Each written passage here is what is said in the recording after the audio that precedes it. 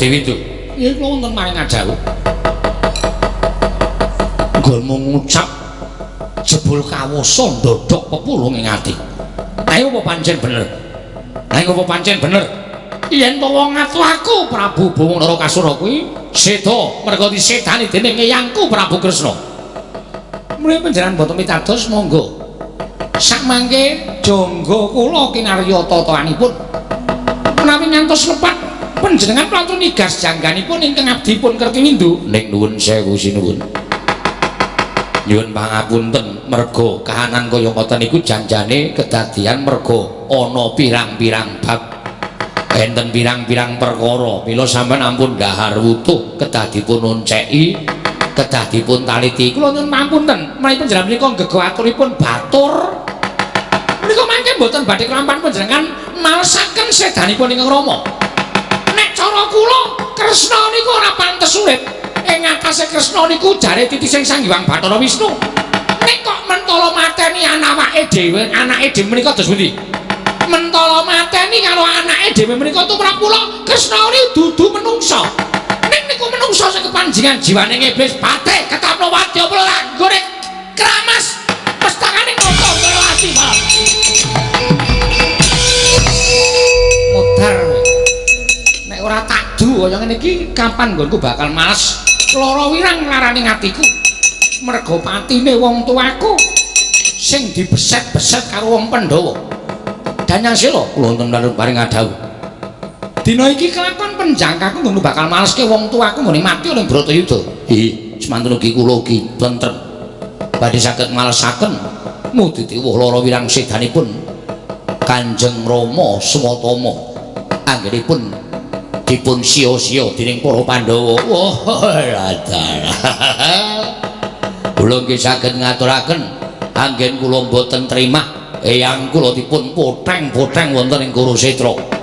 Tiyang sepuh kula pejah dening pun Gatotkaca. Mati dening aku kaya para Pandhawa. Ratu Ndarawati bakal diwaneni karo putune dhewe. Rasakno larane atimu barang.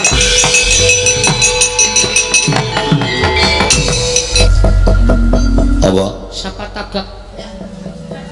Nek omong ki dipedhot, sapa tagak ngono. Ora kae mau sapa e? Anak Sengkuni.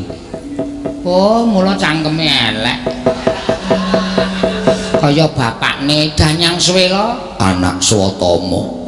Dursabala putu Dursasana. Mula kok aku wis mbaten iki ana menungsa kok senengane tumbak cucukan ki sapa ta iki?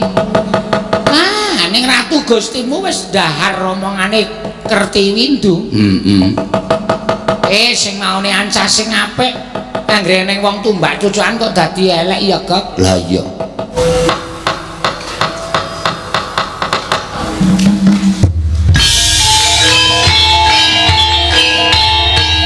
Dilanjutkan pagelaran wayang kulit semalam suntuk oleh Ki Dalang Sena Nugroho. Selamat menyaksikan.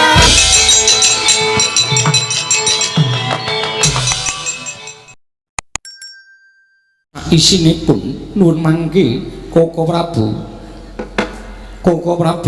Dwarawati dereng sawetawis dangu rawuh paduka Kanjeng Koko Prabu jimat sesemban kula Koko Prabu pengayoman kula ing Dwaraka rayi para ing Ngastina ngaturaken masegan panakrami kunjuk Sandhapada paduka Kanjeng Koko Prabu jimat sesemban kula Koko Prabu pengayoman kula ing Dwarawati Koko Prabu Sri Bathara Kresna.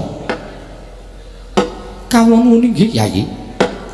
Sakalangkung bombong raos sing manahipun ing Ngraka ing Dwaraka. Dupi kula tampi timbalanipun kadang kula ing Ngastina Yayi Prabu Kalimataya. Asung pambagenipun Yayi sampun kula tampi akarya bombong raos sing manahipun ing Ngraka. Namung keparenga kula ngaturaken pudya pangastawanipun ing Ngraka Yayi Prabu Kalimataya.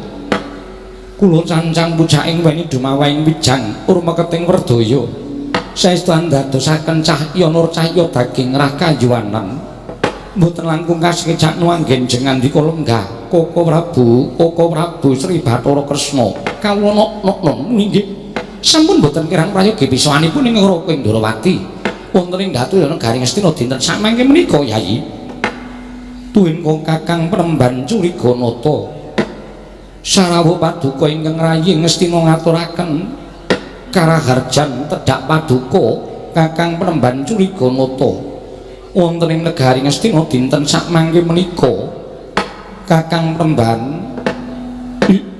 jagat wasisaning Bathara Wayah tur jagat Yayi tansah pinanganing kawidadan ing sami kula sowanipun ingkang raka ing Grojogan Sewu pinayungan ing kawidadan kinayoman dening jiwananing Hyang Mahanasa Durga Mendhak Kala Sirna namung keparenga ingkang raka ing Grojogan Sewu ngaturaken salam taklipipun ingkang raka kunjung kersa paduka Yai Prabu Ngastina. Koko Prabu kula tamya karya bombong raos sing manahipun ingkang rayi Ngastina Kakang Penemban mugi kasekecakno anggen jengandika lenggah Yai Prabu Kalimataya sampun boten kirang prayogi pisawanipun ingkang raka ing Grojogan Sewu wonten Datriya negari Ngastina dinten sakmangke menika Yai.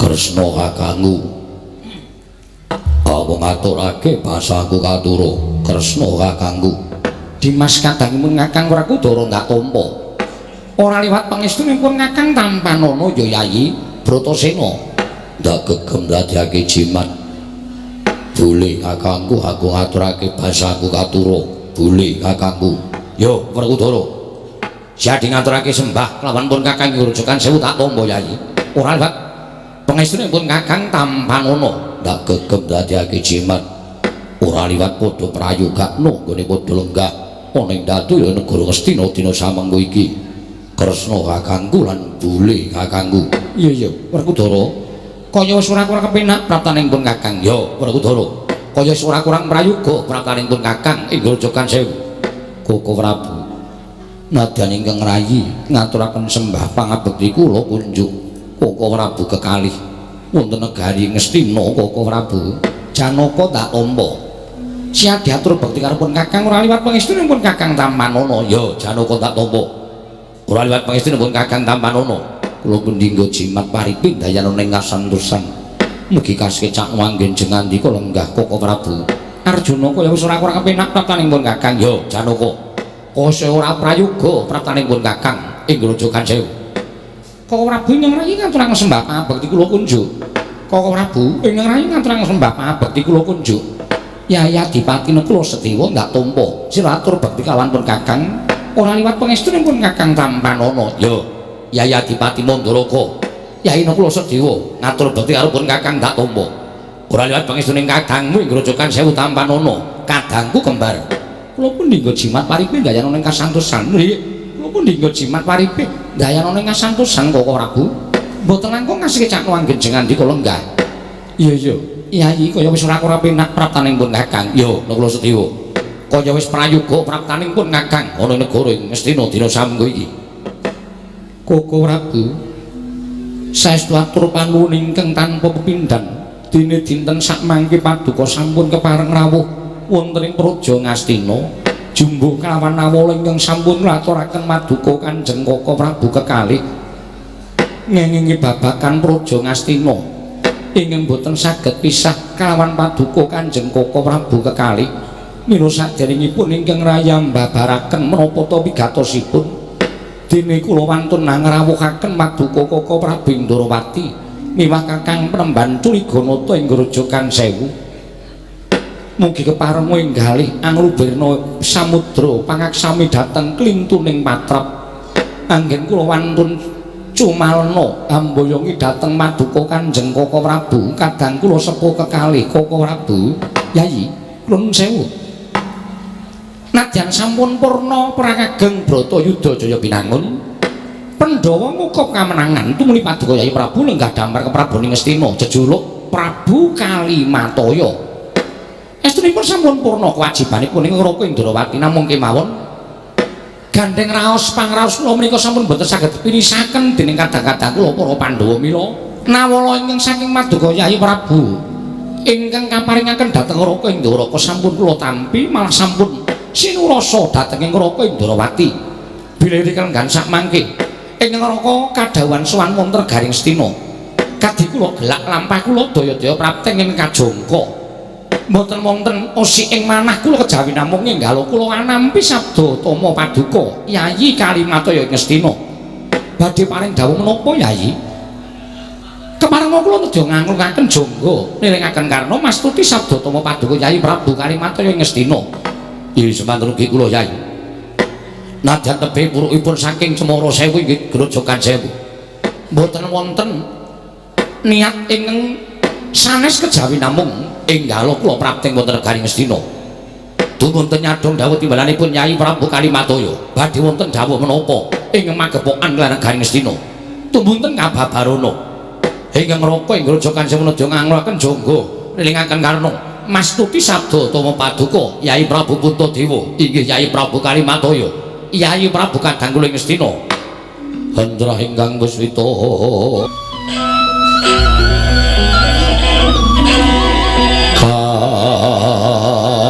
kasiring samirana mrih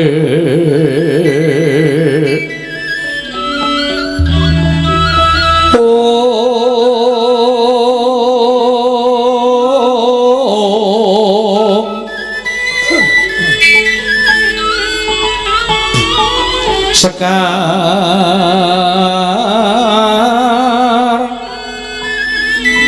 kadung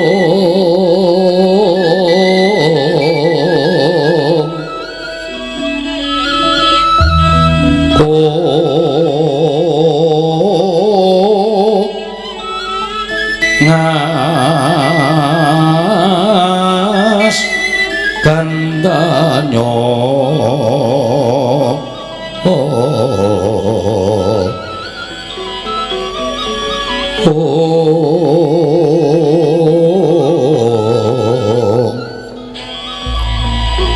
mawe raras renaning diya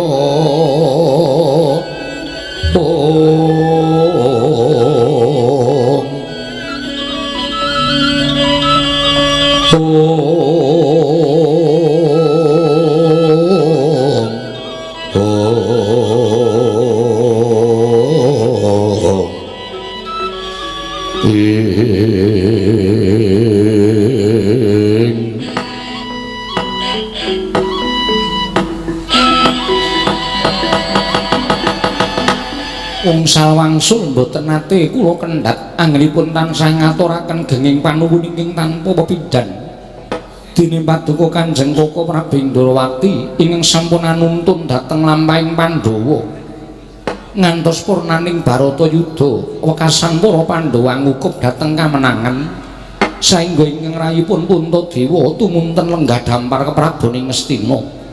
Koko Prabu lelabuhan Paduka ing kados mekaten tumraping para Pandhawa kula badhe ngaturaken menapa estining manah tasih sangga runggi saklebeting manahipun ing ngrayipun Puntadewa ewa semanten kula pitados bilih menapa ing katindakaken dening Paduka Kanjeng Koko Prabu sakmangke namung netepi dhateng kewajiban minangka dados pujangganing para Pandhawa. Inggih Yai kasinggihan mekaten. Tumunten ingkang rayipun Puntadewa kasembatan lenggah dampar negari Ngastina jejuluk Prabu Kalimataya. Koko Prabu wangsul wangsul kula munjuk atur ngersa maduka bilih anggenipun para Pandhawa nglampahi Bratayuda menika mboten mligi nedya ngrebat negari Ngastina tuwin ingkang rayi kepengin lan kumacer lenggah dampar menika babar pisan mboten namung sejatosipun Pandhawa netepi dhateng kewajiban minangka dados utusaning adil Ambrasta angkara murka watak candala budinista ingkang sinandhangan dening para sata Kurawa. Koko Prabu gandeng sedaya sampun paripurna tumunten ingkang rayi lenggah dampar negari Ngastina nadyan nembe sawetawis kula mangreh kawula negari Ngastina dereng dangu anggen kula lenggah dampar keprabaning Ngastina dinten sakmangke badhe wonten atur ingkang kula kunjukaken ngersa Paduka Kanjeng Koko Prabu. Nuwun sewu Yayi. Tumunten ingkang menapa badhe Paduka maringaken dhateng Raka ing Ndarawati. Nalika dinten ingkang kepengker kula sampun sarembak kaliyan kadang-kadang kula para Pandhawa sanesipun Inggih menika kadang kula ing Banjar Jungut. Yai Werkudara menapa dene kadang kula ing Bono Keling pun Arjuna miwah Adipati ing Mandaraka Yai Nekula Sedewa. Sampun sarembak bilih renggan sakmangke ingkang rayipun Kalimataya badhe lengser ke Prabon Koko Prabu. Kula sampun kewawoken dhateng kadonyan. Kula sampun kewawoken dhateng derajat pangkat jer sanes menika estining para Pandhawa mapan wonten ing Janaloka. Mila nadyan sedaya para kawula sami sarujuk kula lenggah dampar negari Ngastina. Namung kewala nembe sawetawis tumunten kula badhe lengser ke Prabon estining manah supados negari Ngastina menika wonten salah satunggiling nalendra ingkang sakmangke saged anyambet sejarahing negari Ngastina Koko Prabu. Siang Pantara hamung cipta pukulun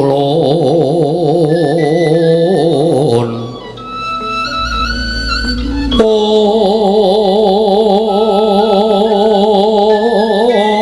kanono lan kaesti mila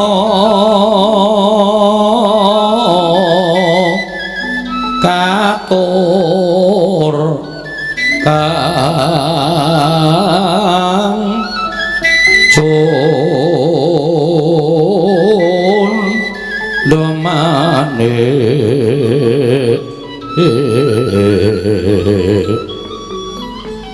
prasasa rageng ulun kang sumembah mung ngwing Pratanta Prabu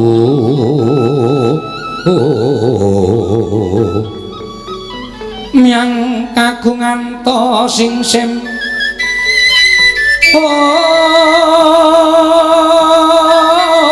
sa asat sampun prapti katonas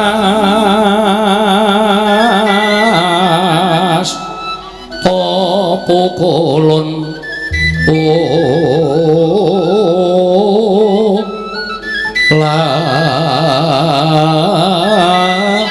Tenaropati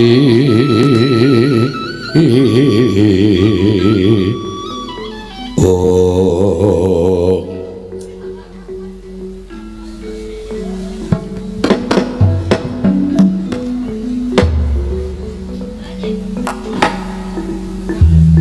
Rama dewaning sun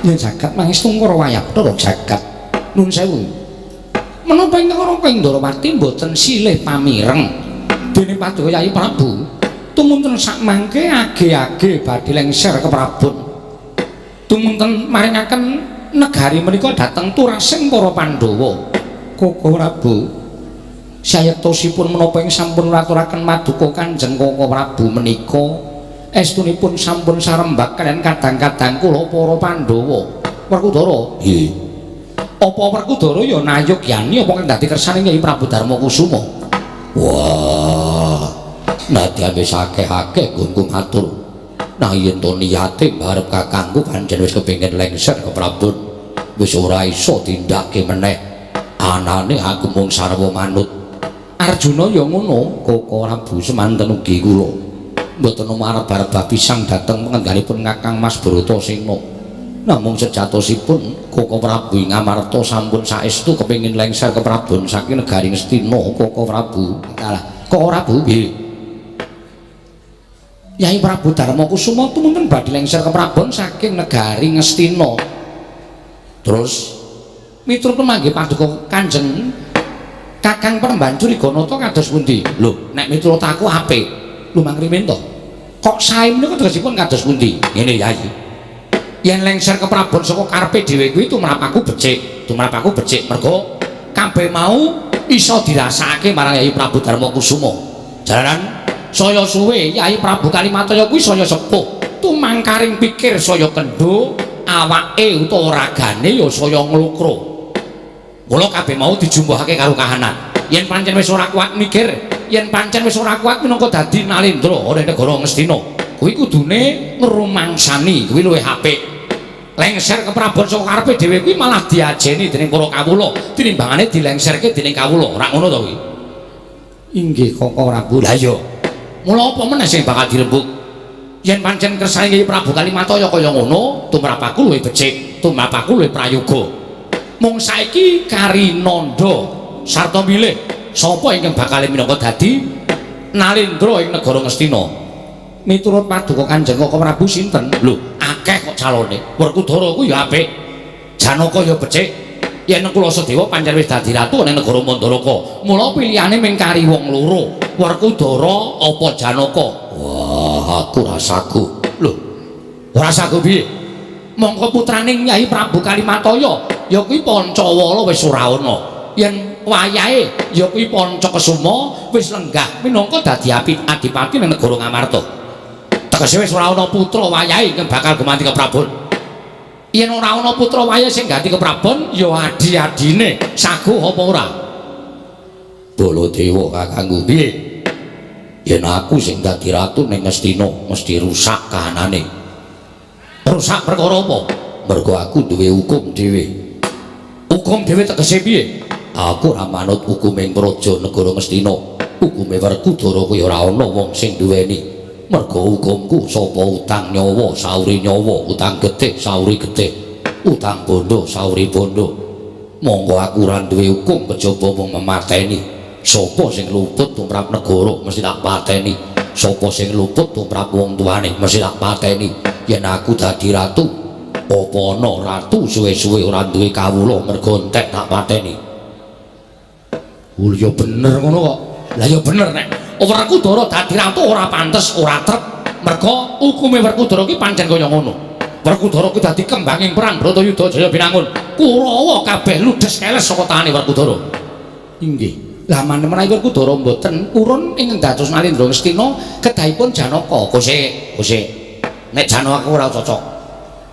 Kok mboten cocok? Janaka aku ora cocok. Janaka aku ora matuk. Ya bener, Janaka kuwi larangi jagat lan curing bawana. Sapa sing ora ngerti karo Janaka? Mergo Janaka ki wong kondang kaluka. Mangreh praja mestine dheweke ya pinter. Ingkang pikantuk wahyu Makutarama ya Janaka. Mulang reh hasta brata ya Janaka. Kabeh wahyu apa wae ditampa dening Janaka. Mula Janaka nek lungguh dampar kuwi pancen wis trep lan pantes, ning aku ora cocok. Mboten cocokipun men pundi? Watake. Watakipun ingkang pundi? Nek Janaka dadi ratu ning negara Ngastina, wah mesti saya mbungahi le duwe bojo. Wis. Wong dheweke ora dadi ratu mung dadi satriya nek ndi titik tlecek ora karo-karuan. Lah kok dadi arep dadi Nalendra iki mengko malah kawula negara Ngastina kuwi sing lanang kalahake karo sing wedok. Koko Prabu, kula menika sampun kapok. Kula menika sampun sepuh. Kowe iki tuwa-tuwa kapok. Dhuwur mabluk ngisor ngamuk, ya to. Sampun boten patosa anggenipun ngamuk. Nggih namung kala-kala. Kala-kala dengkulmu mocot kowe. Ono satria kok kala-kala. Mula aku ora cocok. Aku ora matuk, aku ora gathuk. Iya Koko Prabu, nuwun sewu mergi dados Nalendra menika mboten gampil. Lah iya. Nalendra menika benten kaliyan para kawula. Lho lah iya bener.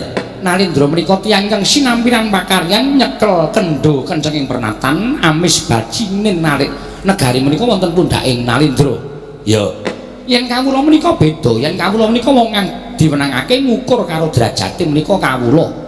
Mila menawi ngantos sakmangke menika wonten pamilih utawi wonten calon-calon Nalendra negari Ngastina kedah dipun petang sampun ngantos buntung ing tembe wingkingipun. Bener.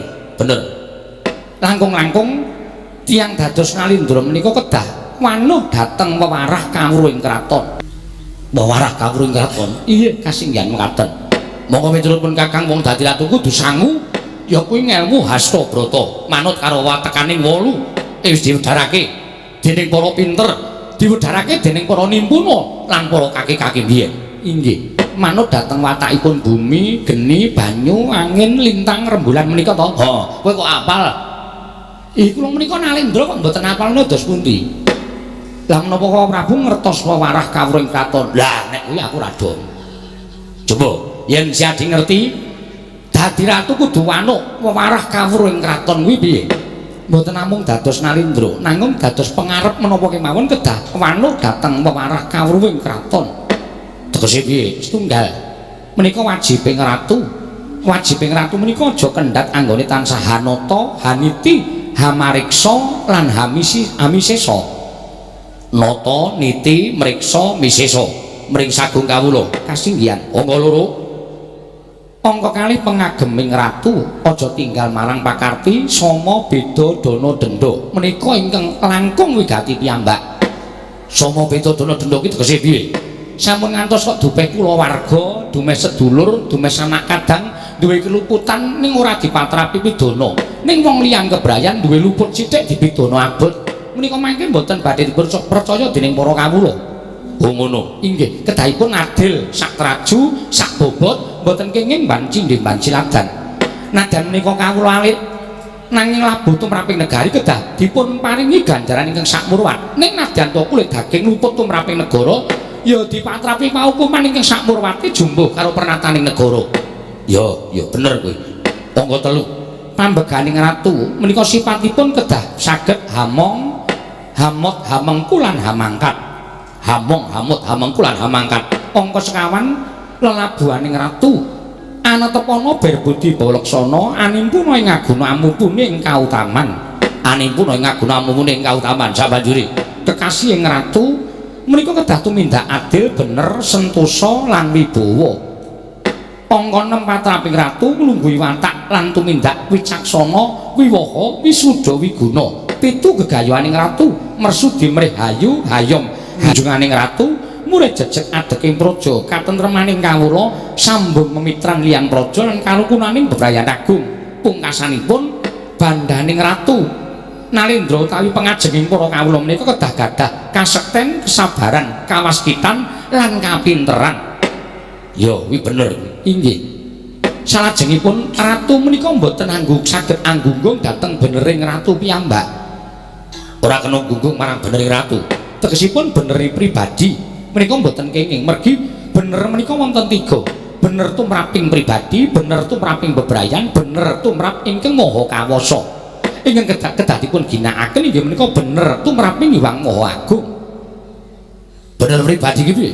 Bener tumrap awakipun piyambak nanging mboten kantenan bener tumrapipun tiyang sanes. Bener ing bebrayan menika wagingsir. Tegese sak menika iya sesuk isa ora, sak menika ora sesuk isa iya. Menika mboten saged dipun cepengi. Menika bener ing bebrayan. Ngono. Bebrayan sarta bener ingkang Hyang Maha Agung menika bener sejati, bener tumraping Hyang Maha Nasa. Oh, ngono Yayi. Inggih. Mila dados Nalindra menika mboten gampil. Kedah nggadahi kapinteran, kawaskitan, tuwin kesabaran. Kesabaranipun mangreh para kawula kathah, kepinteranipun kedah saged limpat ing samu barang lir. Ya, kasekten menika kedah. Kasektenipun mungkuli dhateng sak pepadhanipun awit menika ngreksa dhateng Nalindra utawi praja. Ya bener. Ngono Yai. Inggih, kasinggan mekaten kok Prabu. Lah saiki aku tak takon. Gandeng Pandhawa kuwi nalika semono Prabrata yudha isih wuta 5 cacahe. Ning anak-anak Pandhawa matek kabeh. Anak-anak Pandhawa mati kabeh ora ana sing dikukup. Mula saiki aku tak takon karo Kresna. Kira-kira sapa sing pantes dadi ratu ganti kepraboning Yai Prabu Kalimataya? Koko Prabu Perkudara. Nggih. Koko Prabu. Nggih. Arjuna kula wonten dawuh. Yayaji kula wonten timbalan Koko Prabu. Kula nuwun sewu lho. Mboten ateges kula menika badhe muktekaken dhateng turas kula. Menika babar pisan mboten namung. Nalika semanten kula nampi sasmitaning dewa ingkang maring pangandikan boten sanes kejawi Sang Hyang Pikulun Narada. Iwang Pikulun kanika putra paring dawuh menapa? Nalika semanten maring dawuh menawi sak mangke Pandhawa unggul wonten Bratayuda tumunten Puntadewa lenggah dampar wonten negari Ngastina. Lan sak mangke sampun titipurna Yai Prabu Kalimataya badhe lengser ke Prabon ingkang nyambet sejarah negari Ngastina menika boten saged ewah kejawi namung nuwun sewu tedhak saking Wirata lan tedhak saking Amarta. Tedhak saking Wirata lan tedhak saking Amarta inggih boten sanes kejawi namung inggih menika Kanjeng Eyang Utari ingkang dinauk inggih menika pun anak kula sawarga Abimanyu. Mongko nalika semanten Abimanyu gugur madaning pabaratan Kanjeng Eyang Utari nedeng Gerbini. Inggih Koko Prabu lek ing jabang bayi mboten wonten sanes kejawi namung wayah paduka pun parikesit inggih pun paripurna. Inggih namung parikesit menika ingkang badhe cinadang dados nalendra wonten negari Ngastina. Yayi menika menawi atur kula dipun tampi sumangga nanging wadene mboten kula namung lantaraken sabdaning para jawata ingkang sampun kula tampi Yayi Darmaji. Ratune Adipati Lino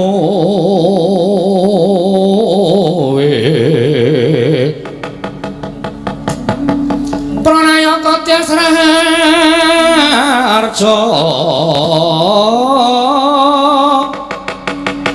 Tanegare becik-becik parandene kan dadi taliasing kala bendu malah bangkit mangkinan Ndadra rupita kang ribeti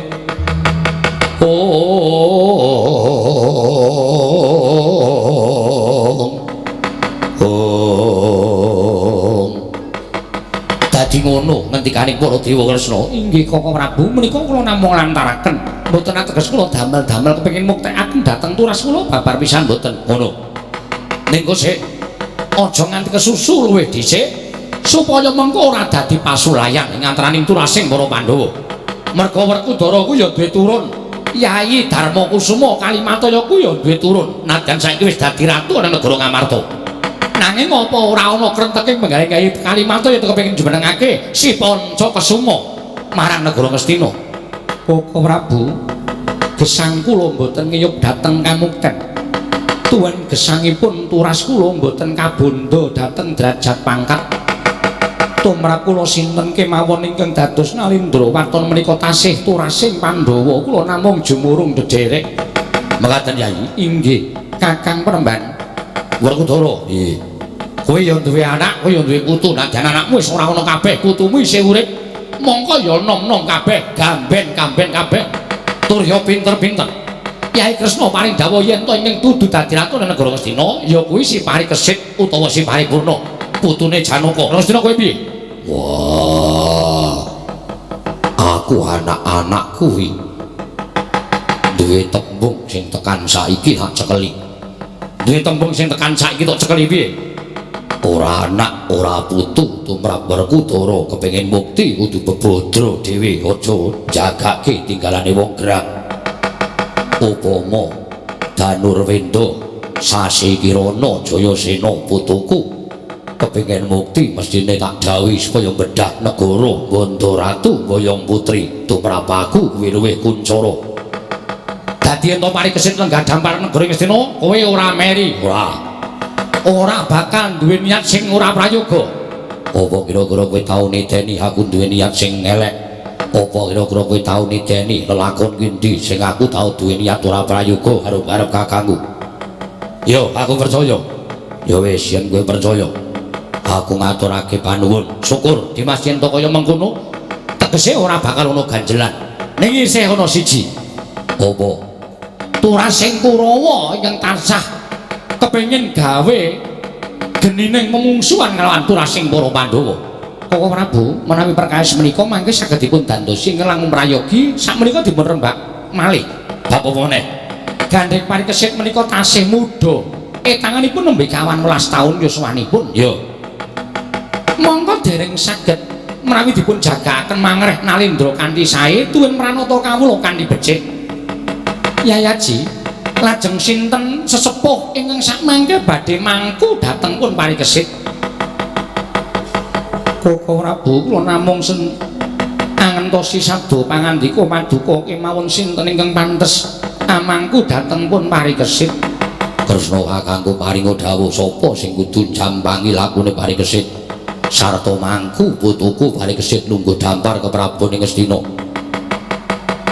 Yen mitultaku lho Werkudara, ya sing pantes lan trep mangku Parikesit dadi ratu ning Ngastina kuwi ora ana kejaba mbah-mbahne Janaka dudu. Aku dudu. Kakang Prabu Kalimataya kuwi ya dudu aku, ngono to kuwi. Aku liyane ora iki mesti aku. Syukur menawi kraos Gusti. Gusti, aku wis dadi pendhita lho Kresna, umurku wis tuwa. Aku tak leren, aku tak nyawang putu-putuku wae. Koko Prabu. Menawi paduka paring dawuh mekaten panjenengan nyelaki dhateng kewajiban paduka minangka dados pamomonging Nalendra Ngastina. Monggo samangke dereng wonten ijolipun paduka anggenipun netepi kewajiban negari Ngastina, tetep paduka ngempedhah mangreh utawi mangku dhateng pun Parikesit. Waduh. Ngono, inggih. Lah terus nek wis Parikesit dadi ratu, terus aku mangku karo Parikesit le dadi ratu, Kresna, Yai Prabu Kalimataya Werkudara Janaka arep do nendi? Namung badhe napakaken gesang kados pejah ingkang sampurna. Lah rak tenan to. Lah aku isih urip piye? Nek Yai Prabu Kalimataya, Yai Prabu Kresna Werkudara Janaka bakal manjing suruping mati terus aku isih urip, kancaku sapa? Inggih Parikesit menika. Lho, lah kok kancaku cilik-cilik? Ning rak menika putra wayah panjenengan. Waduh, dadi aku ora iso bareng karo sira Yayi. Mboten saged Koko Prabu. Kodratipun piyambak-piyambak. Yo, aku sagu. Ning aku duwe syarat. Syaratipun menapa? Aku duwe syarat, aku gelem mangku Parikesit dadi ratu ning negara Ngastina.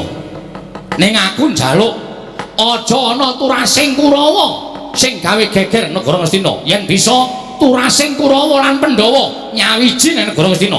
Nek kuwi ora iso, aku gah dadi pamangku ning si Parikesit lungguh dampar ke Prabu ning Ngastina. Tresna.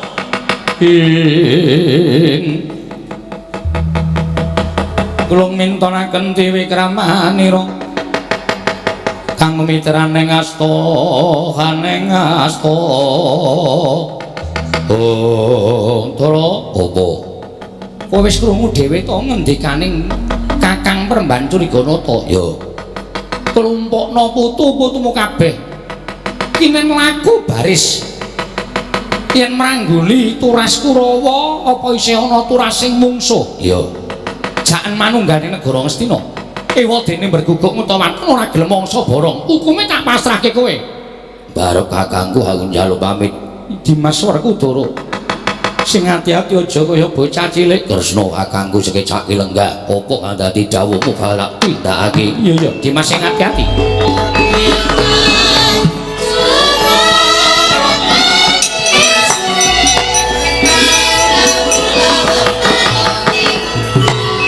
Koko Prabu tumunten kula ngadhong dawuh salajengipun Arjuna wonten maring adhawu. Pun ngakang dawuh kelawan Siadi. Inggih. Putumu Parikesit pethuken ana ing pertapan Satwarga. Inggih, ngestakaken dawuh. Babar pisan Kanjeng Hyang Masopati ngaturana tindak ana ing negara Ngastina. Ngestakaken dawuh. Kejaba saka kuwi, ibune Parikesit Kanjeng Hyang Utari aja nganti keri. Lopun ngestakaken dawuh. Janaka wonten timbalan. Dhisik ana metu njaba. Mengko munggah ana ing pertapan Satwarga bareng awan pun Kakang Sampurnaning Pasiwakan. Lho, nyuwun pamit madal pasilan. Sing ati-ati aja kaya bocah cilik. Koko Prabu, kula nyuwun pamit. Dimas Arjuna sing ati-ati, Yayi. Boyongen calon Nalendra Ngastina marang Raja Ngastina. Lho niki nyuwun pamit madal pasilan Koko Prabu.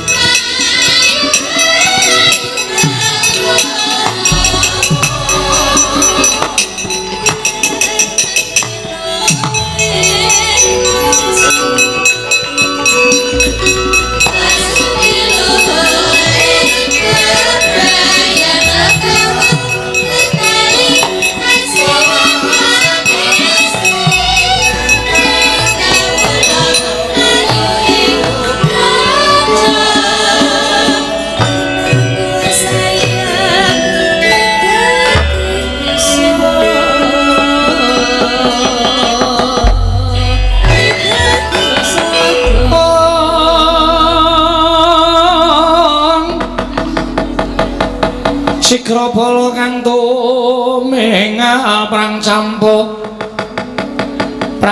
samya matali lernet wileting kota dangangkung manguncang niti benjang sangaji micil mati nyongedali wus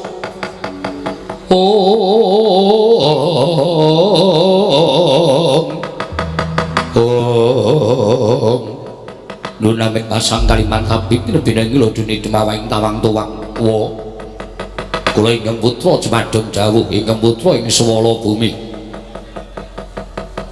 kowe nyeluk aku wa kula atmajanipun Kanjeng Rama Setyaki Satria ing swala bumi pun Jaya Sanga inggih sanga-sanga kowe adalah jagat Dewa Bathara jagat Pangestu Setyaki wonten timbalan iki anakmu lho nggih kasinggihan makaten.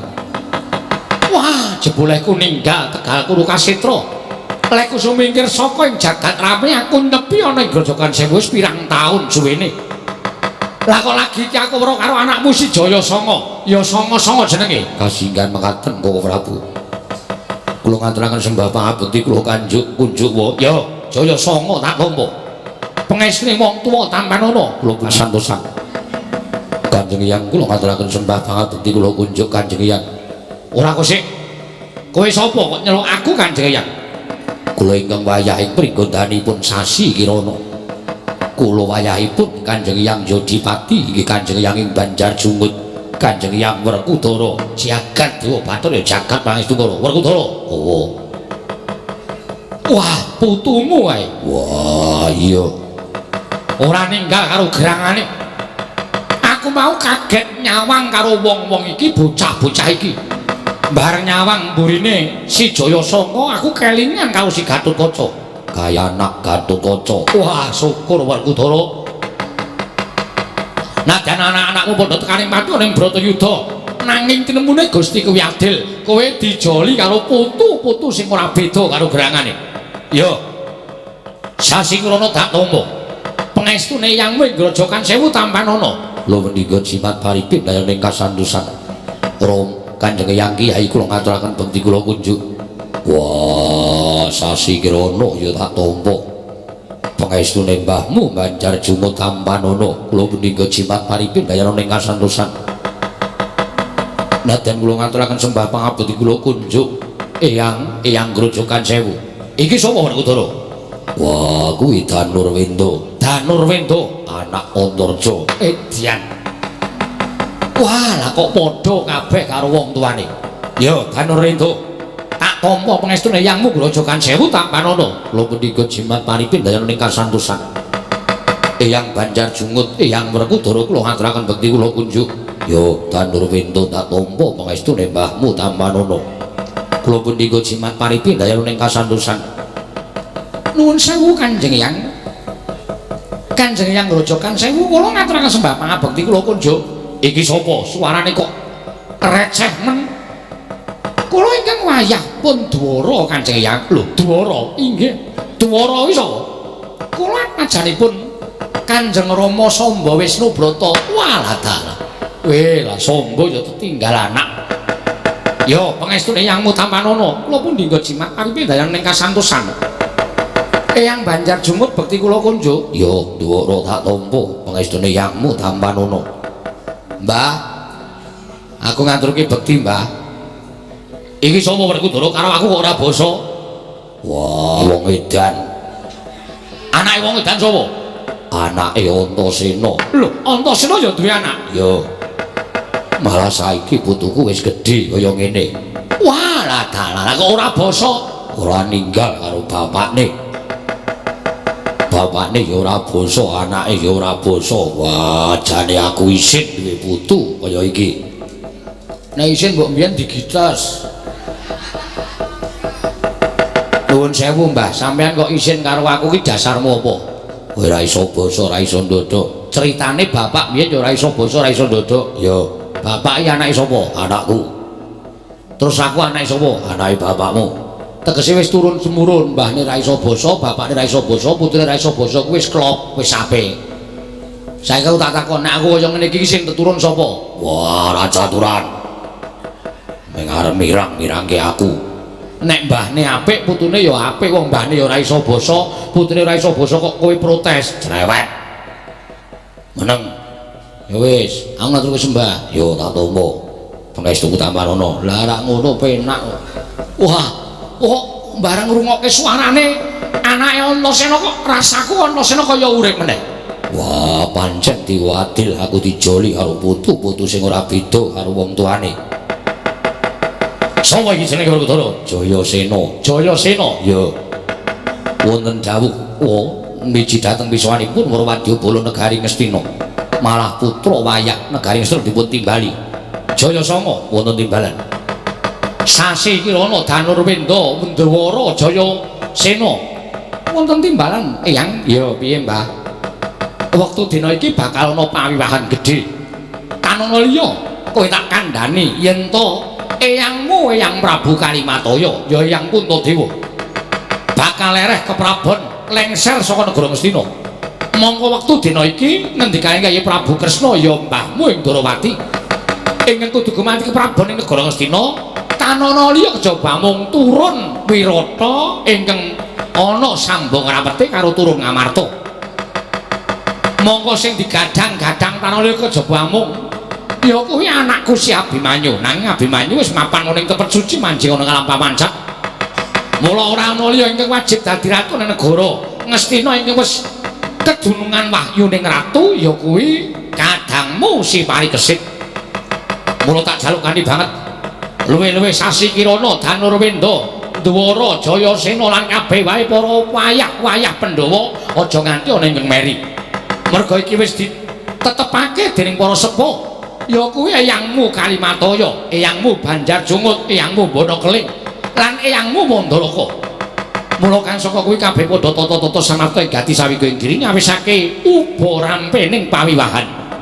Nringestaken dawuh. Sasi Kirana wonten timbalan Eyang. Aja nganti runtik atimu. Niki mboten badhe runtik malah kula nedya nyengkuyung dhateng jemenenganipun. Kadang kula pun Kyai Parikesit. Semantun iki kula badhe nganu nyengkuyung dhateng jumenenganipun kadang kula pun Kyai Parikesit. Kejaba saka kuwi pun Eyang ingkang kajibah mangku marang jumenenge si Parikesit. Niki lajeng marang paduka. Wah, grojogan sewu. Kabeh para wayah kinen tata-tata samapta ing gati sawiga ing diri pacak baris. Yen perlu ngrondani tapel wates negara Ngastina. Yen kowe ketemu karo Turasing Kurawa, mbuh anak, mbuh putune Kurawa ingkang duweni rasa gedheng keburu sengit karo putuning para Pandhawa, rangkulen jangan manunggal. Aja mbok sia-sia, aja mbok bondo, aja mbok krincung sikile. Nanging kabeh kudu direngkuh kanthi karukunan. Lha iki ngestaken dawuh. Ewadene direngkuh kanthi becik-becik ora gelem dak pasrahke maring kowe. Ning aja nganti gawe pepati. Lha iki ngestaken dawuh. Lha iki ngestaken dawuh Eyang. Nggih, ngestaken dawuh Eyang. Lajeng pangkatipun Wadyabala bincang menapa. Ora ketang sambung obor celuk lintang tumulya mangkat dina iki. Lha iki ngestaken dawuh. Jayasena wonten timbalan. Bapak Mustiaki biyen nalika budalan Darawati suarane apik, arum gedhe tur cilik. Ngece kowe anak Setyaki. Lho iki kowe ora iso nembang kaya bapakmu nembang Tara Budaling Wadya. Aja ngaku anak Garbaluji. Lho iki ngestaken dawuh nyuwun pamit madhal panjenengan. Sing ati-ati aja kaya bocah cilik. Angsa nembah kang piniji Sangapatya sigra medal kondang wadya bala mangku rumahap kang para wadya anambi dawuhira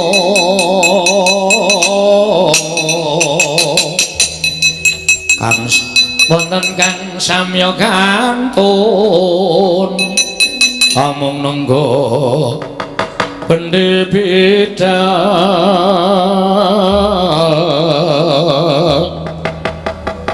mung jir trat trat trat trat trat trat trat trat trat Sasi Kirana wonten timbalan. Eno empet jejegen cangkeme niki. Ngestakaken dawuh. Budhale paduka Sembrono niki ngestakaken dawuh Kanjeng Hyang. Jaya Sanga wonten timbalan. Kowe tak tuding dadi wedananing laku niki. Nyuwun pamit madal pasilan. Enjing medal kumara ning mraja. Angkung ingkang Palakaswa Prabu sananira lir surya dalira saka ing jwalanidhi arsa madangi jagat munga paning sapucaing ukir marepak bangsu mirat kena soroting surya mega lan gunung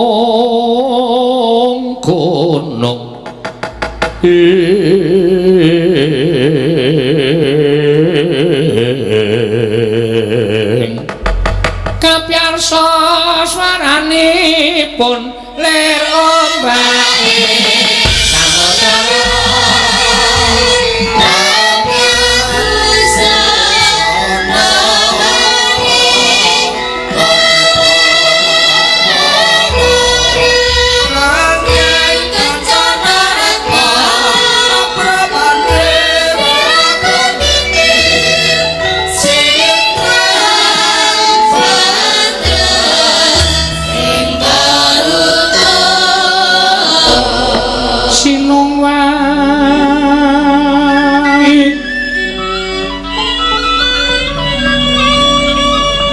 Sinongwati jagat kinari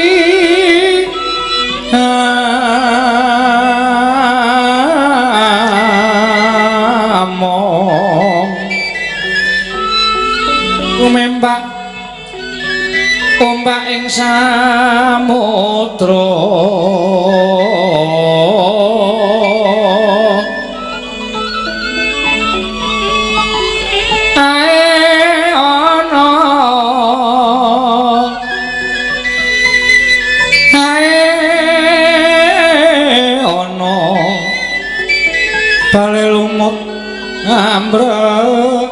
ganggeng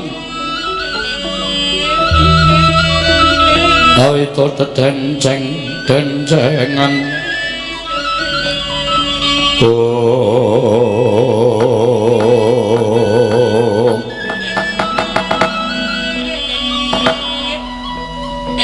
nuwun sewu sinuwun ndadosaken kang abdi pun togok.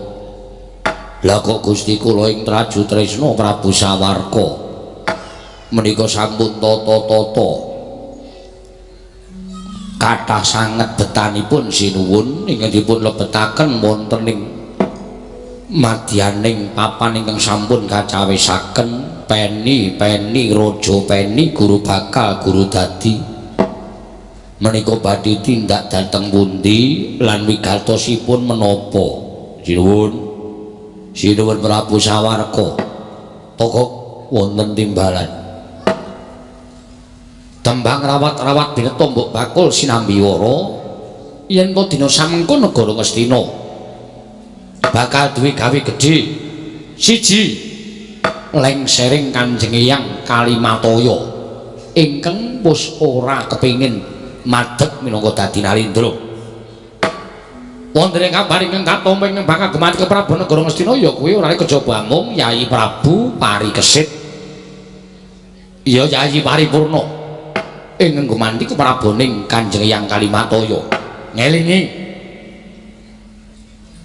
yen to Sawarka kuwi wayahing Prabu Kresna akuat majaning Sang Prabu Boma Narakasura mula apa ora jeneng aneh yen to aku bakal mangayu bagya lenggahing Yayi Parikesit ingkang bakal kajumenengake ana negara Ngastina. Mula asok bulu bekti glondhong pangareng-areng wis tak wadahi kabeh iki niatku bakal tak aturake tandha tresnaning Prabu Sawarka ing Traju Tresna kawan Yayi Parikesit ingkang bakal didadekake Narendra negara Ngastina. Wo lah leres. Leres. Niku malah prayoga. Sebab wong urip ing alam donya menika tumrap kula dipun menangaken pados sederek, ora golek mungsuh. Nek tumrap toga mungsuh siji niku wis kakehan urip teng alam donya, ning sedulur 1000 niku nek tumrap kula isih kurang. Ya to lho. Kaya. Mula sampeyan gadahi penggalih kepingin nyambet pemitran kalian Nalindra Ngastina inggih menika pun parikesit, menika langkung sae, menika becik. Margi siji menika nambahi kekuataning negari Trajutrisna. Angka loro sampeyan niku mangke bakal kathah sanak sederek saged pitepungan kalian wayah-wayahipun Prabu Kresna sanesipun ingkang sedaya manjing dados nayaka negara Ngastina. Lah ya kuwi sing tak karepake. Bedaya apa? Yen to Prabu Sawarka mendem rasa sengit keburu gething kelawan kadang-kadangku ingkang sayekti kuwi isih sedulurku dhewe. Lah nggih. Penjangkaku pancen bener apa tak kandhakake kok. Trajutrisna kuwi negara ingkang cilik yen ditanding karo negara Ngastina ora sak prawolune negara Trajutrisna iki. Nggih. Mula supaya kukuh bakuh sentosa Prabu Sawarka nggone dadi ratu gumanti keprabaning Sang Kanjeng Rama Bama Narakasura, niatku pancen sambung memitran kelawan Yayi Parikesit. Mula wektu dina iki aja nganti karunden gawe. Dina samengko aku wis samapta ing gati sawigoing diri. Bakal sowan menyang negara Ngastina mangayu bagya jumenengane Yayi Parikesit. Toko wonten dawuh. Mula kang sangka kuwi kabeh apa iki bakal ndak asta minangka asok bulu bektiku kelawan Yayi Parikesit. Cangkingen wadyabala klumpukna kinen gawa peni raja peni guru baka guru bati ingkang Pak daosake minangka bulu bektiku kelawan Yayi Parikesit kok.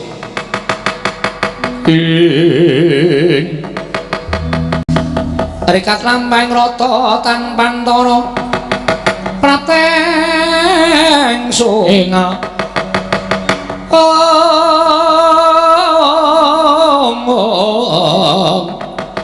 Diram kang tumingal dendeng saengga praja.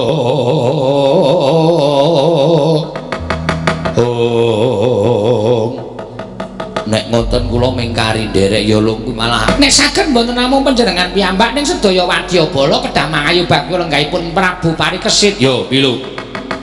Patih wonten dawuh tataran para wadyabala kene nderek kalanjeng karing Prabu Sawarka. Lumarak ning negara Ngastina. Lho inggih mboten langkung dawuh. Aja nganti ana ingkang nggawa gegaman merga praptaka negara Ngastina iki minangka sumitraning Yayi Parikesit. Kula paduka dawuhaken badhe kula sendikani lan nuwun pamit madhal pasilan sehat-sehat aja kaya bocah cilik Patih. Kocap kacarita. Dereng ngantos paripurna sami mbal wacana. Kasaru praptaning Nengge Bambang Kertiwindu dah nyang swela miwah Sang Dursabala tumrajak lan parapat.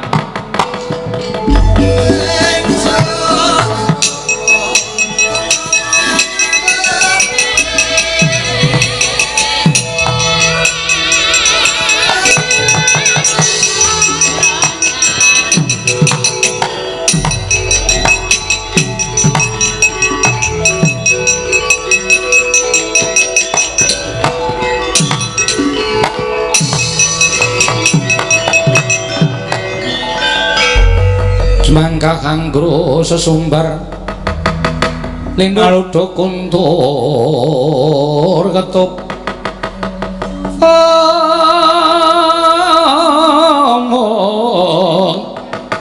lumembak penyu kang kumambang ing lho iki sapa iki ora ngerti sangkan parane lah kok ana wong telu ingkang munggah ana ing dhatru negara Trajutrisna.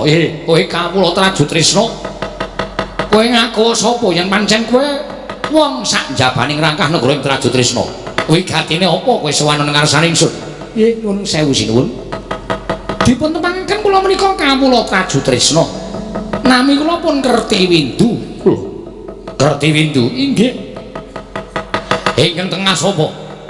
Menika anak kula pun dah nyang swela wondene menika wayah kula pun Kertiwindu dah nyang swela lan Dursabala. Nggih kasinggihan mekaten.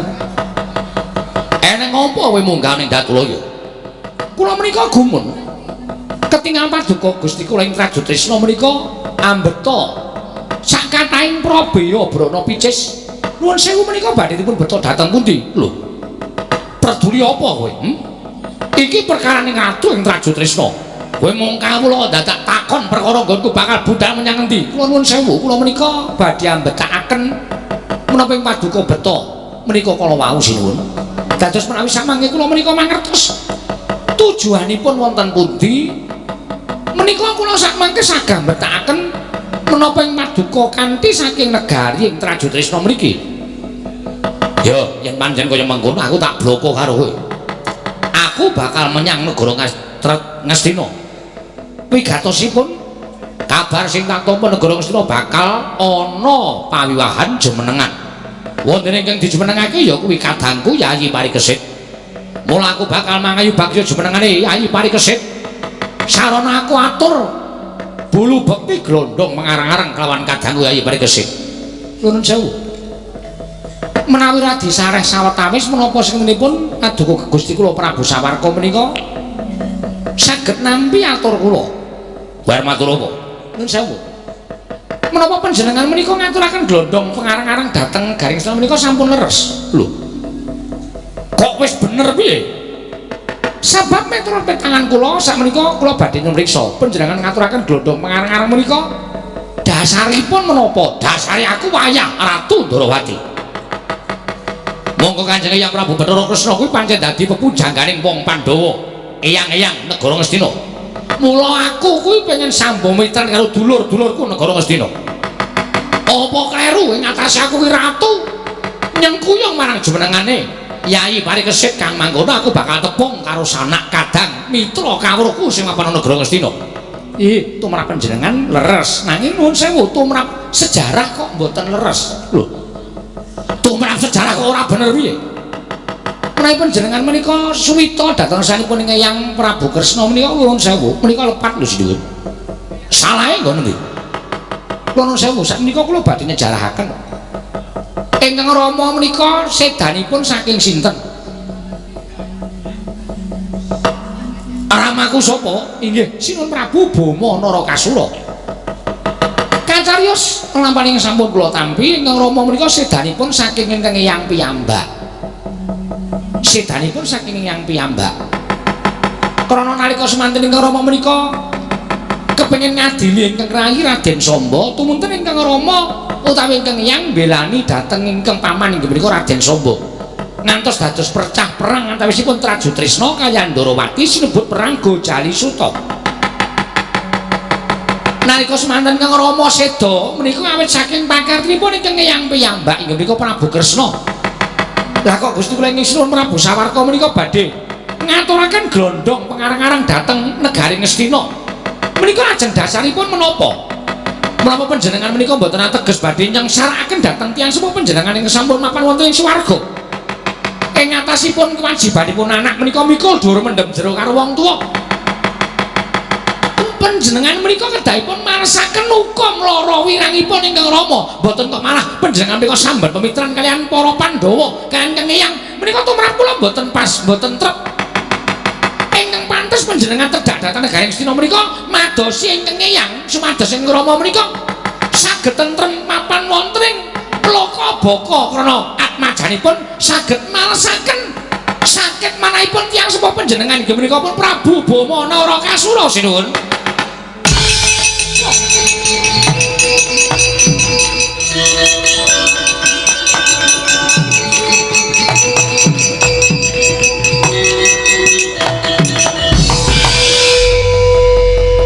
Dewi itu, ya kula wonten maring adhawu. Nggon ngucap jebul kawasa ndodhok pepulung ing ati. Ayo apa pancen bener? Ayo apa pancen bener? Yen to wong aku Prabu Bama Narakasura kuwi seda merga disedani dening eyangku Prabu Kresna. Mulih panjenengan boten pitados monggo. Sakmangke jangga kula kinarya tatahanipun. Menawi ngantos lepat panjenengan plantun nigas jangganipun ingkang abdi pun kerti windu ning nuwun sewu sinuwun. Nyuwun pangapunten merga kahanan kaya ngoten niku janjane kedadian merga ana pirang-pirang bab. Enten pirang-pirang perkara mila sampean ampun dhahar wutuh kedah dipun onceki, kedah dipun taliti. Kula nyuwun pangapunten menawi panjenengan menika nggega aturipun batur. Menika mangke mboten badhe kelampan panjenengan malesaken sedanipun ingkang Rama. Nek cara kula Kresna niku ora pantes urip. Ing ngatasé Kresna niku jare titising Sang Hyang Bathara Wisnu. Nek kok mentala mateni anake dhewe menika dos pundi? Mentala mateni karo anake dhewe menika tumrap kula Kresna niku dudu menungsa.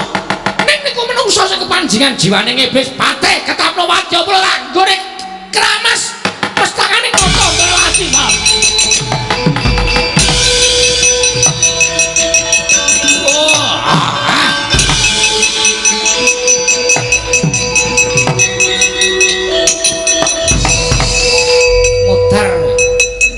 Ora takdu kaya ngene iki kapan nggonku bakal males lara wirang ngarani atiku merga patine wong tuaku sing dibeset-beset karo wong Pandhawa.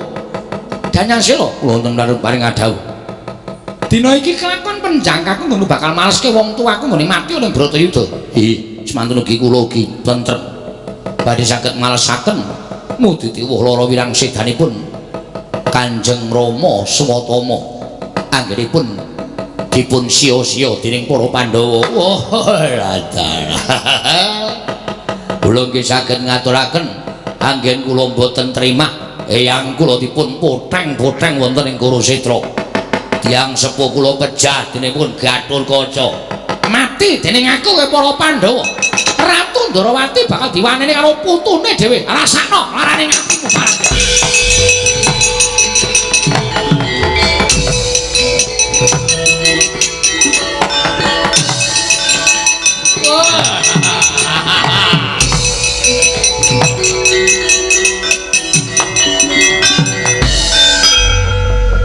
Sapa tagak?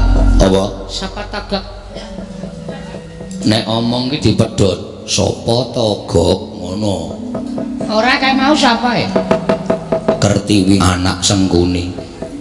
Oh, mula cangkeme elek. Kaya bapakne Danyang Swela, anak Swatama. Dursabala putu Dursasana. Mula kok aku wis mbaten iki ana menungsa kok senengane tumbak cucukan ki sapa ta iki? Ah, ning Ratu Gustimu wis dhahar omongane Kertiwindu. Sing maune ancas sing apik anggere ning wong tumbak cucukan kok dadi elek ya, Gek. Lah iya. Arep dhewe sapa aku arep ngewotake sinuwun sawarga kanthi tak jak itung-itung pirang-pirang bab supaya aja nganti seluruh dalan sing kleru ning nyatane ya wis kalah karo Kertiwindu. Terus kowe karo aku ming batul. Ayo nek iso diemutake dene ora ya wis embuh kahanane engko kaya ngapa. Ya Gak ya melu alon-alon lho.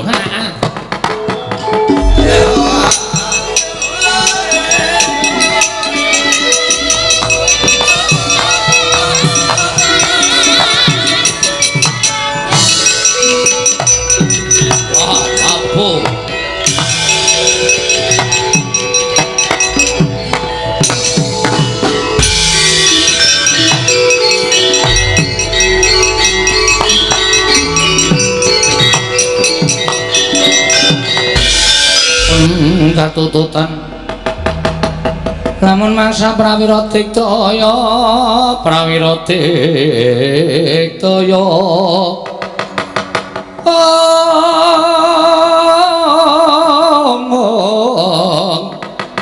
ora nanggono magawe gelar ira wang-wang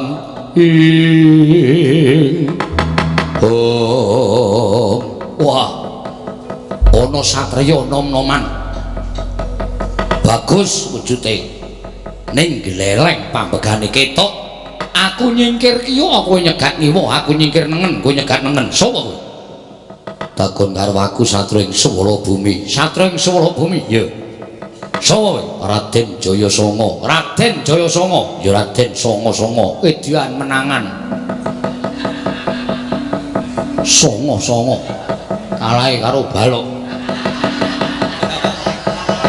kalahe karo polsek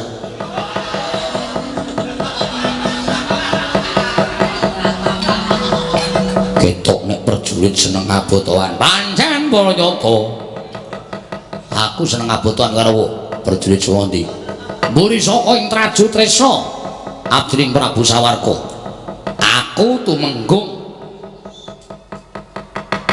Menak Kedalisita Menak Kedalisita iya iya tumenggung sim terima kasih sim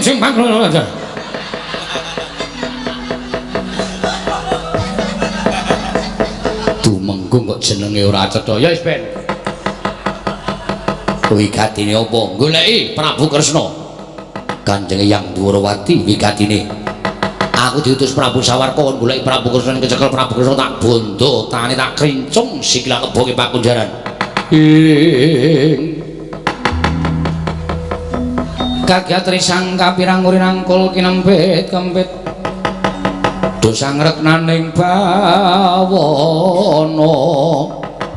oh ayo kowe iso ketemu karo Kanjeng Wandrawati watune iso nyempal bau ki wonten ing Jayasanga lho kowe nantang karo aku apan aku dadi putraning Kanjeng Wandrawati wah babu ketemu cendenge aku apa abamu gage sirnakno Jayasanga kowe iso kepanggih karo Kanjeng Wandrawati babu Jayasanga sanga ora minggat getak ora kelakon tinjung akhirat nyawa mojo dundang tumenggung Menak Kedalisita maju jangak untapke nyawamu marang kayanganing Bathara Yama dikati Wijaya Menak Kedalisita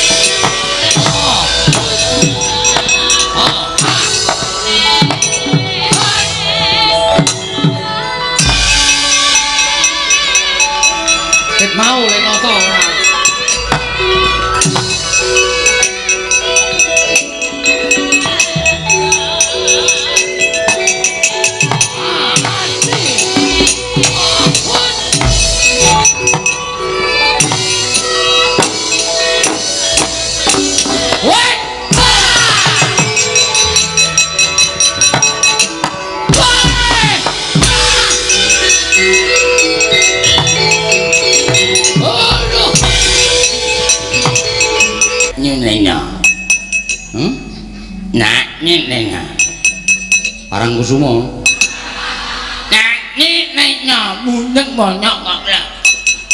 Nah, ni naiknya. Putra Duryodana nanyang kemana-nya. Nama, nama Raden Jayasena. Nyanyi-nyina.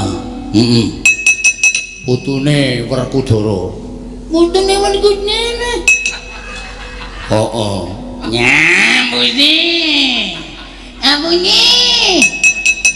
Ora percaya tak undake simbah iki. Nek nyok dalaran nikmu itu. Yen peden-peden iki karo aku ben aku wedi karo kowe ya ta. Ora asli. Nyak. Ora mungkin. Oh, nak percaya. Mbah. Oh. Aku mangkel aku nek ngaku putumu ora diakui. Legah kene. Yo. Isi Mbah.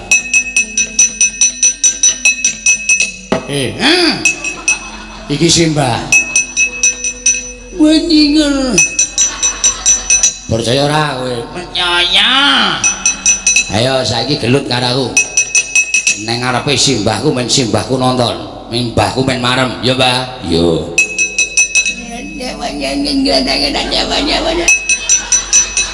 Ya elene Jember, kene yo Jember.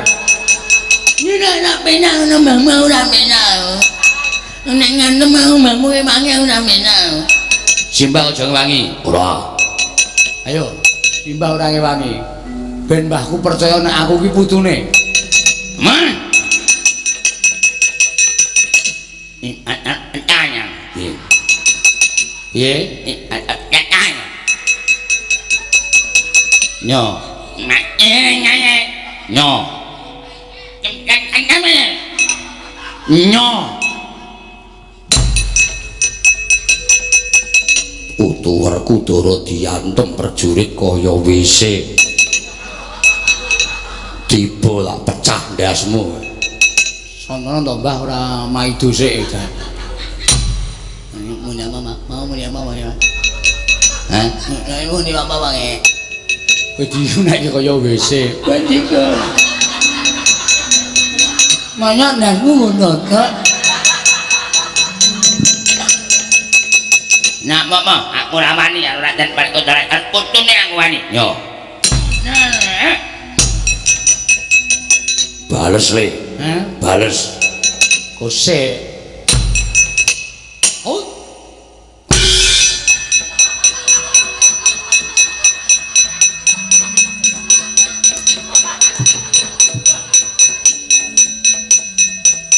Ayo, ayo. Ojo kaya bapakmu. Aduh.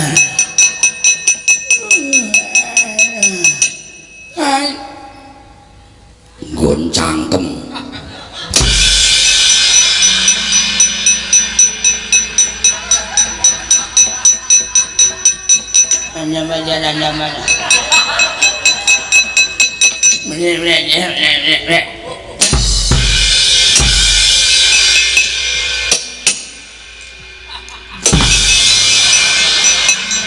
Yes.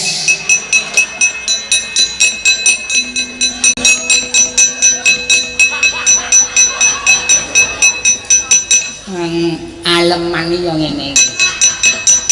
Musuh putune wae ora menang kok ndadakakon Ndara Werkudara bareng ngarepe piye. Ora percaya nek putune Werkudara dundanke mbahne tenan. Diantil ndase dik candas sedek Werkudara ngadeg kepet nggo sikil jeblek. Urip apa mati wae. Nek mati tak kubur sisan. Zizah.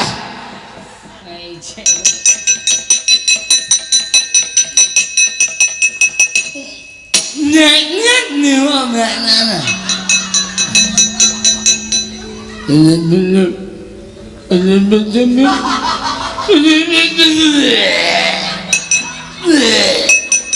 Es vertigo. Mutar ora. Weh, Pak, isih urip.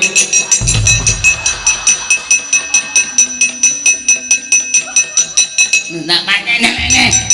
Diboten cek campur namane.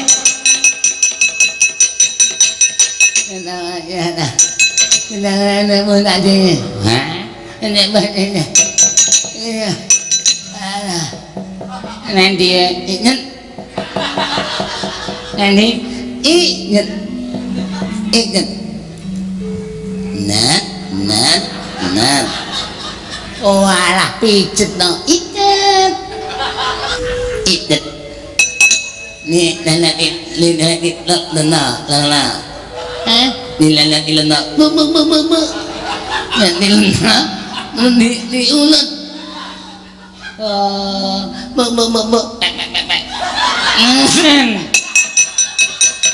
Enak-enak dengkulmu melosot.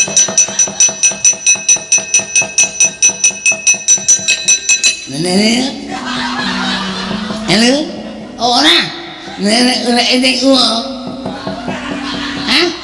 Nenek ini uang. Nak. Nak.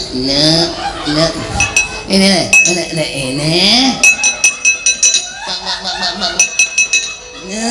Nak. Nanti lah engkang. Bingkong jamen ora jamen. Wah, antel modal. Nenek.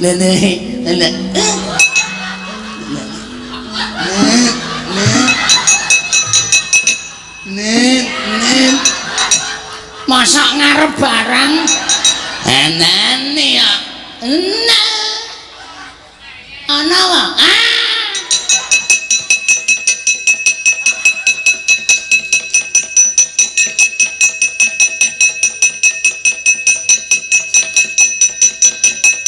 piye kanane prajurit namun anak namun anak kabeh kalah anak mundur eninga enak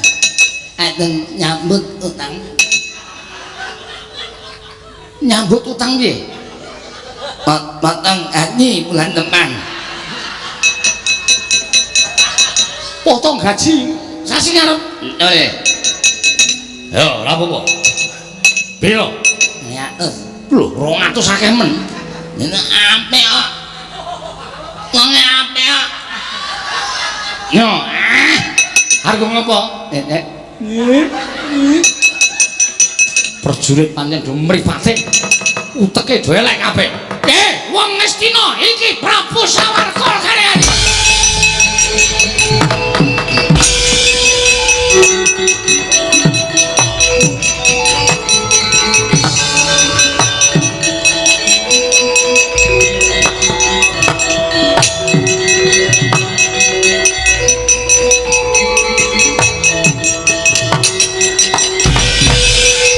Jaya Sanga iki kasinggihan mekaten po eneng apa mlayu-mlayu eneng apa naminipun Alendra Prabu Sawarka saking negaring Traju Tresna badhe pinanggih kaliyan Kanjeng Wandrawati sajaipun piyambakipun boten narimakaken sedanipun ingkang Rama Prabu Bama Narakasura nedya ngudi tuwuh malesra wirang sedanipun Prabu Bama Narakasura sarana badhe bondo dhateng Wandrawati wah panus maring jajaran Anastija kasinggihan mekaten kowe iki anakku dhewe kowe kena dikandani apa ora Sawarka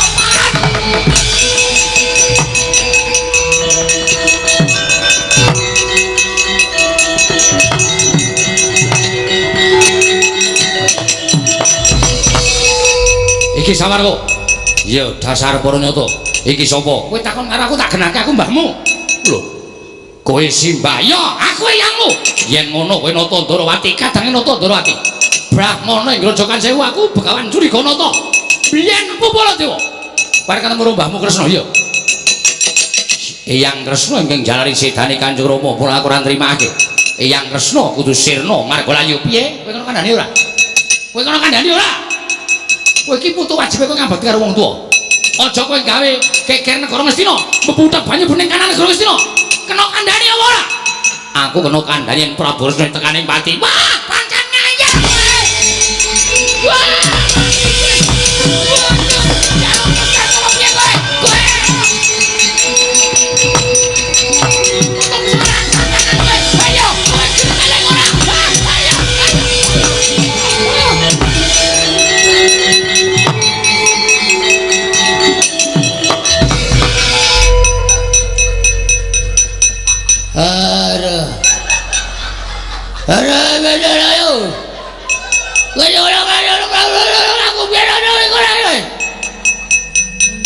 wis tuwek aleman biyen nek nesu ya medeni nek saiki mbok ngelingi karo napas wah ngopo mbah mbahmu Grojogan Sewu nglekar kae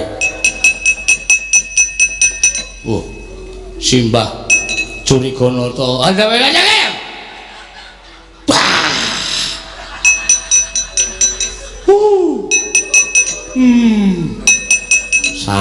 sare enom iki biyen saiki wis sepuh kowe ora wis jangan kowe wis ora iso suwe aku wis ora iso suwe aku ora wis iso suwe ya ketrajan iki wah oh Jaya Dena apa wedang wedang apa golek wedang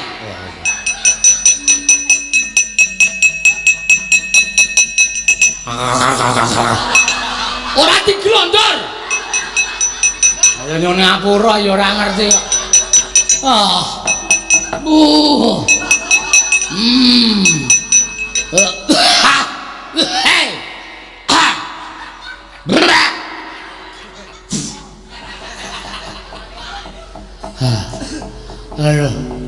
Wah, jebul raga iki ora kaya mbiyen. Lah iya.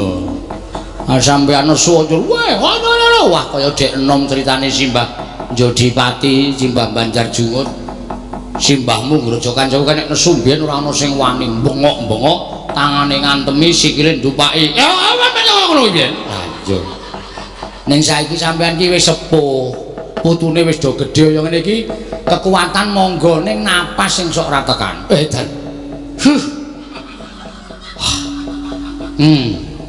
Ning rasane kaya isih arep nesu. Kaya ngono nesune. Ku tak jukuke wedang meneh. Jek jukuk ngono. Wah, mos ngono wis. Wah, sawarku mau iki. Ayo sampean lekar kok. Ayo wonge ning kono. Wah, sawarku. Kowe gelem meneng apa ora gelem tak bondo dhewe ngepak.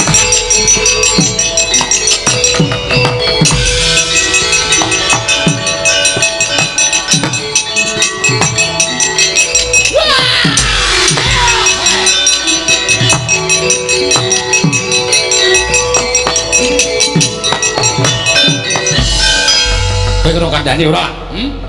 Kowe kena dikandhani ora? Sapa sing mbebujuk kowe supaya kowe wani karo Hyang Mundharawati? Wajibe kowe iki kudune nyengkuyung marang Jumenari Singapari Kersit. Ketemu karo Hyang Mundharawati, ketemu karo Hyangmu Grojogan Sewu. Kowe tak rengko dadi putu. Kowe turasing Baladewa, kowe turasing Ratu Ndharawati aja wani karo mbahmu mundak ora kepenak uripmu. Ya. Inggih piye? Nyuwun pangapunten Kanjeng Hyang. Nyuwun pangapunten. Kowe tak luwari. Nggih. Ning anggere kowe wani pisan-pisan ngraman Ngastina, kowe ngapusi karo Hyangmu, kowe tak luwari temuli kowe gawe geger. Aku dhewe sing mateni karo kowe. Yen tumrap aku aja endang diluwari. Perkutara piye? Ora ketak sedina rong dina dilebokke Pagunjaran. Dinggung nam-nam pikir apa sing dilakoni mau bener apa salah aja njur diluwari mengko ndak tuman wonge ngono ya sawarga wonten dawuh ya ora ketang sedhela kudu nampa paukuman ning Pakunjaran negara Ngastina sadurunge nang Pakunjaran petungan omongane wong tuamu petungan omongane mbahmu rukun karo congkrah kuwi penak endi kepening lakoni urip. Nggih, ngestaken dawuh. Nggih, ayo. Nggih, ngestaken dawuh Kanjeng Hyang.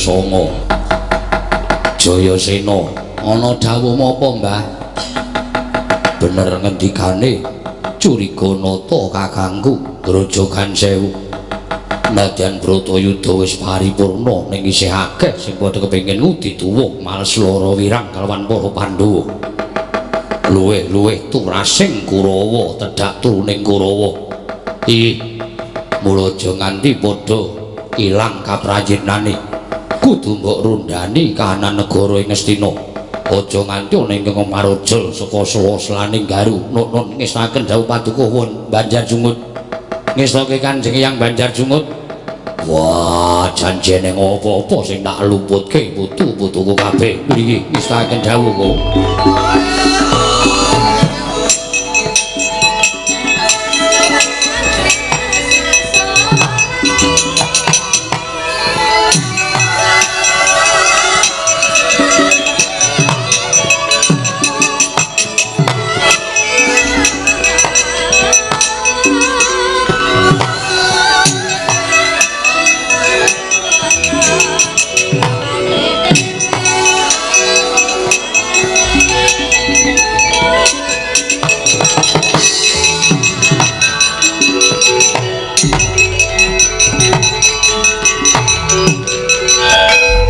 Kados pundi Paman Kados pundi yang Ganyang Swela Dursabala iya wonten dawuh. Wah lah ora jumbo karo jenenge Prabu Sawarka Intrajuga duwe watak waja jebul isih gampang miyur dibithuk dening wong-wong Astina. Prabu Sawarka kecekel dening pandhita ing Grojogan Sewu ya kuwi Begawan Curiganata.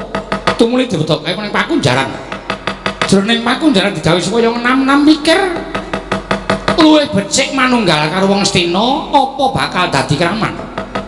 Iki ora ana pangarep-arepe meneh. Pareng paduka Kanjeng Paman. Golek meneh turas Pandhawa.